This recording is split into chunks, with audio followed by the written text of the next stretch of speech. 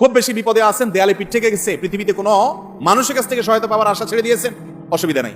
এই তিনটা আমলকে আপনি নিজের জন্য বাধ্যতামূলক করেন, ইনশাআল্লাহ তাআলা হেফাজত করবেন। জীবনে বহুবার আমি আমলটা করে দেখেছি, কঠিন কঠিন বিপদে আল্লাহ তাআলা কিভাবে উদ্ধার করেছেন আমি নিজে অবাক হয়ে গেছি, সারপ্রাইজ হয়ে গেছি। নবী করিম সাল্লাল্লাহু আলাইহি ওয়াসাল্লাম বলেছেন, তার যে কোনো বিপদ থেকে বের হওয়ার জন্য আল্লাহ তাআলা নিজে পথ দেখায় দেন। এমন ভাবে পথ দেখাবেন সে কল্পনাও করবে না।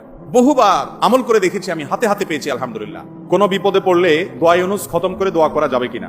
দোয়া ইউনুস এটা যে কোনো বিপদে পড়াটা হাদিস এবং কোরআন উভয়টি দ্বারা প্রমাণিত। কোরআনে কারীমে আল্লাহ রাব্বুল আলামিন বলেছেন, ওয়া কাযালিকা নুনজিল মুমিনিন।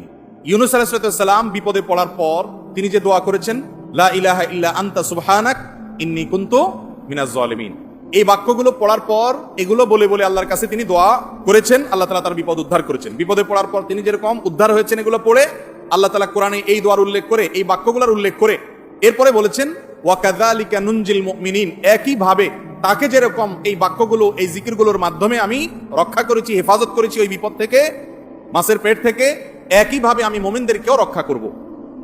নবী করিম সাল্লাল্লাহু আলাইহি সাল্লাম বলেছেন যে ইউনুস ইবনে মাত্তা তিনি যে এই বাক্যগুলো দিয়ে আল্লাহর কাছে বিপদ থেকে উদ্ধারের পথ খুঁজে পেয়েছেন, সেগুলো তোমরা পড়বে তোমাদের বিপদে আপদে। এজন্য বিপদ আপদ, বিশেষ করে কঠিন বিপদে আপনি যদি পড়ে যান তাহলে মুক্তি লাভের জন্য দোয়া ইউনুস বেশি বেশি পড়বেন। এর পাশাপাশি আরো দুটি আমলের কথা বলতে পারি, যেটা আমার জীবনে বহুবার আমল করে দেখেছি আমি, হাতে হাতে পেয়েছি আলহামদুলিল্লাহ। এক নম্বর হলো দোয়া ইউনুস, আরেকটা হলো ইস্তেগফার। এটাও হাদিসে আসছে, নবী করিম সাল্লাল্লাহু আলাইহি ওয়াসাল্লাম বলেছেন, মান লাজিমাল ইস্তেগফার, যে ব্যক্তি ইস্তেগফারকে লাজিম বানায় নেয়। লাজিম বানায় নেয় মানে কি? মানে পড়তেই থাকে, থামে না। টয়লেটে গেছে তখন শুধু বন্ধ, খাচ্ছে তখন শুধু বন্ধ, ঘুমাচ্ছে তখন শুধু বন্ধ, আর সারাক্ষণ পড়তেই থাকে ইস্তেগফার। আস্তাগফিরুল্লাহ ওয়া আতুবু ইলাইহি, সাইয়্যিদুল ইস্তেগফার বা যে কোনো ইস্তেগফার, সবচেয়ে ছোট ইস্তেগফার আস্তাগফিরুল্লাহ আস্তাগফিরুল্লাহ, এটা যে পড়তেই থাকে, নবী করিম সাল্লাল্লাহু আলাইহি ওয়াসাল্লাম বলেছেন, তার যে কোনো বিপদ থেকে বের হওয়ার জন্য আল্লাহ তাআলা নিজে পথ দেখায় দেন। এমন ভাবে পথ দেখাবেন সে কল্পনাও করবে না। এবং জীবনে বহুবার আমি আমলটা করে দেখেছি, কঠিন কঠিন বিপদে আল্লাহ তাআলা কিভাবে উদ্ধার করেছেন আমি নিজে অবাক হয়ে গেছি, সারপ্রাইজ হয়ে গেছি।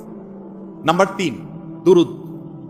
দুরুদের ক্ষেত্রে হাদিসে একই কথা বলা আছে, যে ব্যক্তি দুরুদ বেশি বেশি পড়বে ওই ব্যক্তির সমস্ত পেরেশানি থেকে মুক্ত হওয়ার জন্য এই দুরুদ যথেষ্ট হয়ে যায়। তাহলে 3টা আমলের কথা বললাম, দোয়া ইউনুস, লা ইলাহা ইল্লা আনতা সুবহানাকা ইন্নী কুনতু মিনাজ জালিমিন, আরেকটা হলো ইস্তেগফার বেশি বেশি, আরেকটা হলো দুরুদ।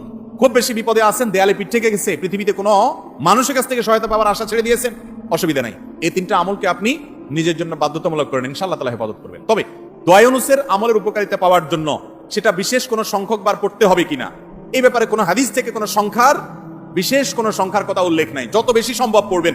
দুনিয়াবি কোনো বিষয় হাসিলের জন্য অভিজ্ঞতার আলোকে, রুকিয়া হিসাবে, ঝাড়ফুঁক হিসাবে, বা দুনিয়ার কোনো কাজে আল্লাহর কাছে প্রার্থনার অংশ হিসাবে তাজরিবা দ্বারা অনেক আমল, যেমন ঝাড়ফুঁকের মধ্যে যেরকম, রুকিয়ার মধ্যে যেরকম বিভিন্ন আমল, আয়াত, হাদিস সংখ্যা ঠিক করে আপনার ওলামা ইকরাম করে করে সেটা তাজরিবা পেয়েছেন, ওই আলোকে করা যায়, সেভাবে করা যেতে পারে।